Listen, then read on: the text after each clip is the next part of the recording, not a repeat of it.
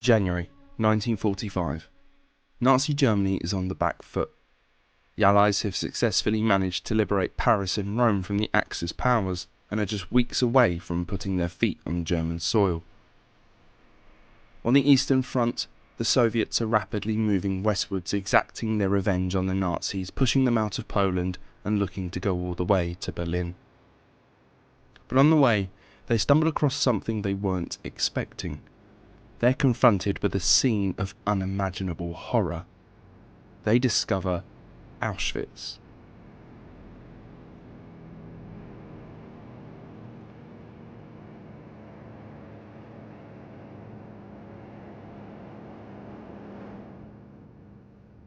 Auschwitz, like many other camps in Eastern Europe, was seen to be the answer to a particular question: the Jewish question.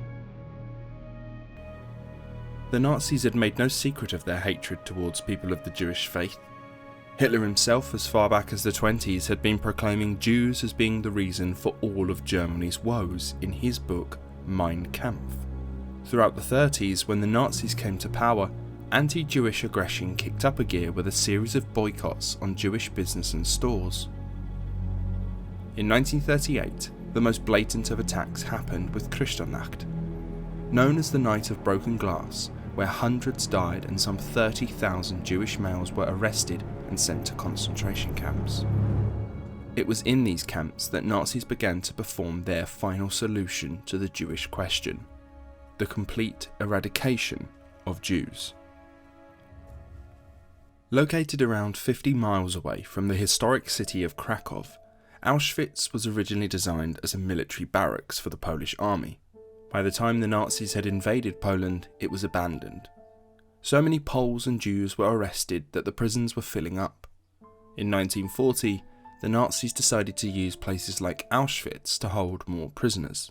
Alongside teachers, civil servants, artists, priests and politicians, German nationals were also sent to Auschwitz, though they were generally sent there to act as guards to keep the prisoners in line, and were given preferential treatment, such as better living standards. For everyone else, conditions were poor. Each block was designed to hold a maximum of 700 prisoners, but overcrowding was rife. Upwards of 1,200 prisoners could be crammed into their blocks. Sleeping arrangements at the beginning were just straw-stuffed mattresses on the floor, and so many prisoners were stuffed into these rooms that there was only enough room to sleep on their sides. Beds were eventually brought into the blocks, but these were very basic and required 3 to 5 people sharing one bed. Food was very limited. Prisoners received 3 meals per day: half a litre of filtered down coffee for breakfast, a litre of soup for lunch, usually consisting of potato or some other food extract, 300 grams of black bread served with 25 grams of sausage and a side of either margarine, marmalade or cheese for dinner. On a starvation-level diet, prisoners were forced to labour their days doing tasks such as mining, loading heavy materials, and sorting belongings taken from other prisoners. Such conditions meant many prisoners were starving and weak. The sign "Arbeit macht frei," work sets you free, a macabre metaphor, hangs over the prisoners as they leave to spend their day working.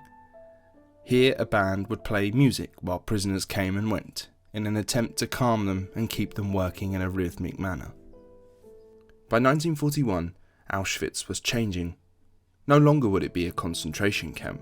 It was to become an extermination camp. Throughout Nazi-dominated Europe, mass executions of people from gas were happening.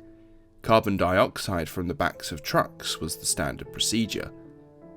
But in Auschwitz, other types of gas were being experimented with. In 1941, the Nazis experimented with Zyklon B for the first time, gassing 600 Soviet prisoners of war and 250 other prisoners from other nationalities. They'd found their killing method. Meanwhile, another camp was being built adjacent to Auschwitz, known as Auschwitz-Birkenau or Auschwitz II. It was the largest camp specifically designed for murder.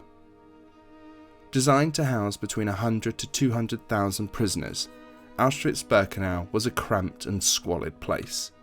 By this time, almost all of the prisoners brought to Auschwitz were Jewish.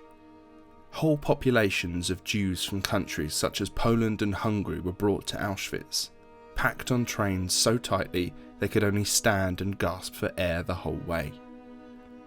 It was very common for many a prisoner to be dead on arrival, still standing due to being so tightly packed into the train carriage. For those that made the journey, the horror was only just beginning.